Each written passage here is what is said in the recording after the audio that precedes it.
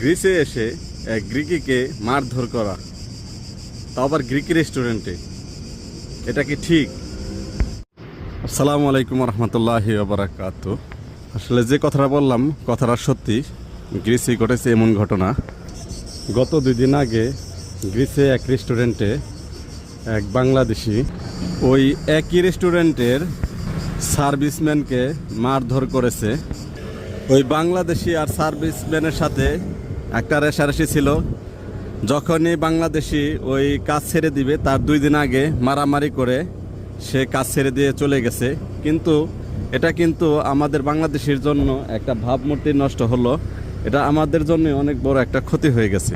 ওই একই রেস্টুরেন্টে তার একদিন পরে এক বাংলাদেশি ভাইয়ের কাজ হওয়ার কথা ছিল,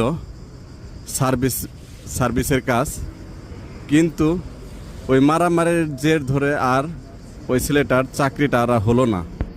যে বাংলাদেশি ভাই কাজ হওয়ার কথা ছিল সে কিন্তু 2.5 মাস ধরে বসা বাসায়। বিদেশে বাড়িতে 2.5 মাস বসে থাকা মানে অনেক বড় একটা লস বিদেশের বাড়িতে। আর গ্রিসে কিন্তু আমাদের বাংলাদেশিদের অনেক বড় একটা সুনাম আছে, বিশেষ করে রেস্টুরেন্ট ক্ষেত্রে। তো এই ক্ষেত্রে যদি আমরা মারামারি করি তাহলে কিন্তু আমাদেরই ভাবমূর্তি নষ্ট হবে, আমাদের কিন্তু কর্মক্ষেত্রে আর নিবে না।